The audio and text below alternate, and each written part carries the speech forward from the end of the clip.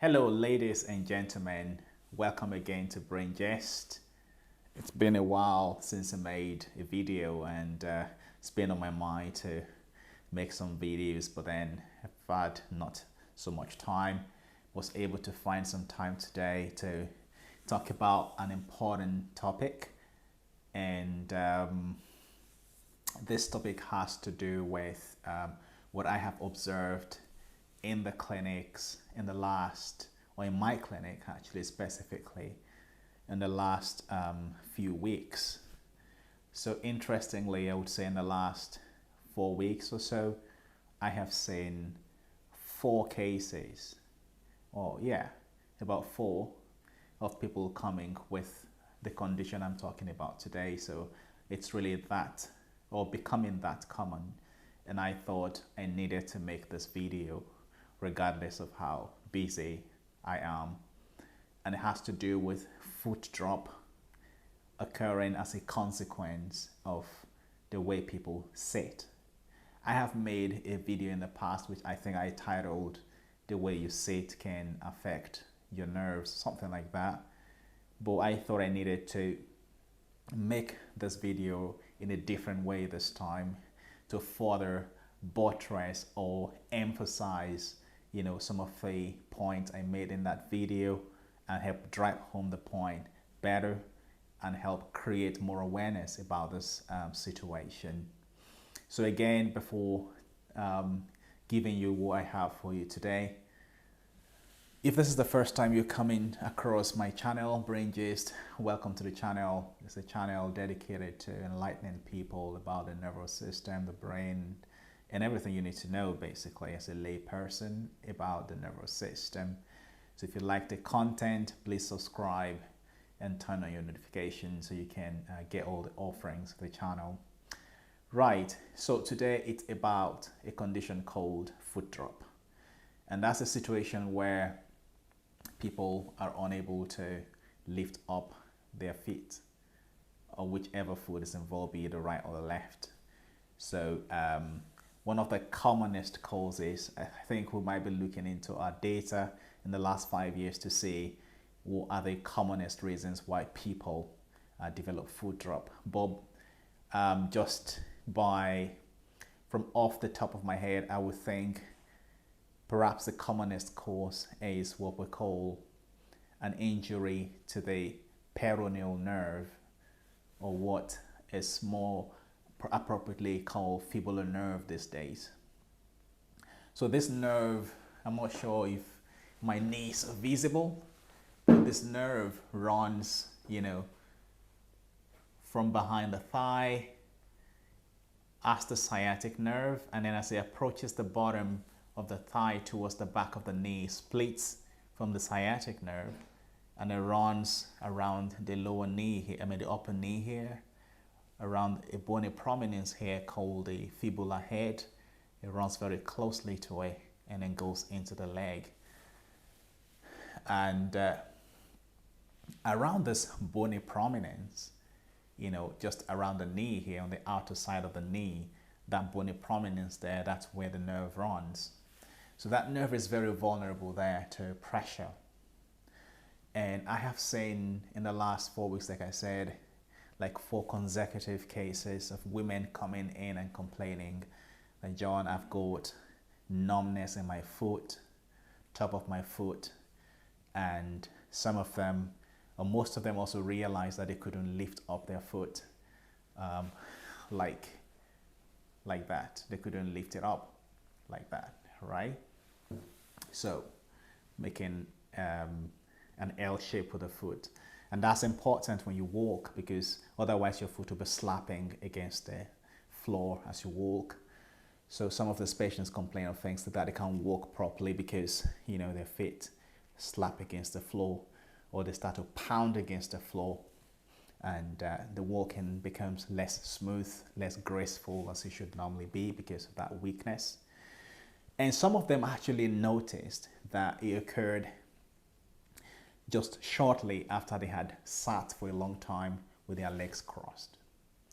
So when you cross your legs, like I tried to show in my video, So I'm not sure if my knees are visible. Maybe I should have used an assistant. Like I'm trying to cross my knees here right now. So what happens is around here, the upper knee here, that nerve is running here around the prominence of the bony prominence here, and it's very superficial there. And now I'm resting it on the other knee. So the other knee is putting an upward pressure on, so it's pushing right on top of the nerve right now. So the nerve of the upper knee is kind of superficial, so it runs down, and then the lower knee is now, the cap of the knee is putting pressure on the nerve. So the nerve is kind of sandwiched now between the cap of the knee below and the bony prominence there. So if I sit cross-legged this way for long enough, I can potentially develop numbness and foot drop. Some of these women would have sat for at least 30 minutes. So when you have continuous pressure that way on top of the nerve, it gets to a point where the nerve can no longer take it, and you develop numbness and or foot drop. I recall I was at the auto workshop 2 days ago fixing the AC of my car, and as I sat in the office with a workman there, you know, to escape the heat outside, there was a lady who came in as well who sat opposite from me and sat with legs crossed. And, you know, automatically I could see that immediately, and I saw the danger posed to the nerve. I didn't say anything initially, but after she had sat for about 15 minutes in the same position, I had to speak to her and ask her to change position, to uncross the legs or cross the other way around. So instead of the right being the left, to cross the left and the right, just to relieve some pressure.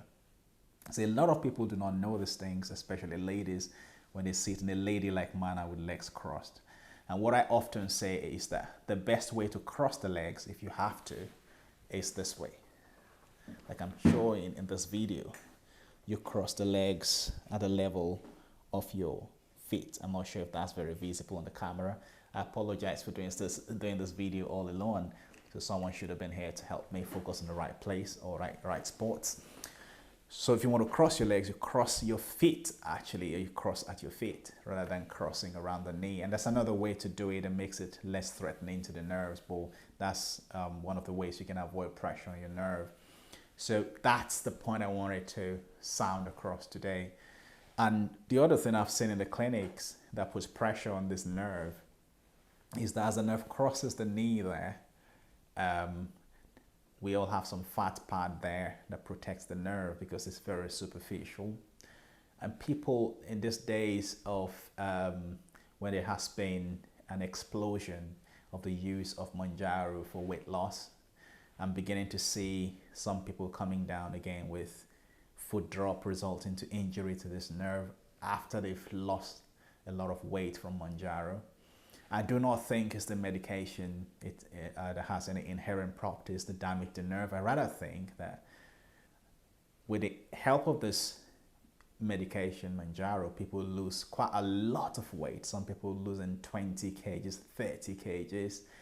And with that, you lose the fat pad around this nerve and the nerve becomes more vulnerable. So I've seen a few cases coming from that. Perhaps the simple pressure over the nerve from sleeping on the sides might be enough to damage the nerve, not necessarily a leg crossing in this instance. But if you avoid crossing your legs in this dangerous fashion, then you can save your nerve and save having to come to the doctor or having to treat your nerves. So I think leg crossing contributes a very great proportion to the incidence of peroneal nerve or fibular nerve injury around the knee, which again is I think is one of the commonest, if not the commonest cause of foot drop. We're going to be reviewing a series to check that. So that's about all I wanted to share with you today. Again, so the next time you sit at a restaurant or in your office, avoid crossing your legs around and crossing your knees for too long a time. If you have to cross, then you can cross your feet, like I hope you saw when I kind of inclined the camera to show you how I was doing that around the ankle. Thanks for watching today. Cheers. Don't forget to subscribe, and I'll see you on my next video. You can leave your comment behind and share with others. All right, keep your nerves safe, guys. Safe not, guys. Keep your nerves safe, guys. And bye.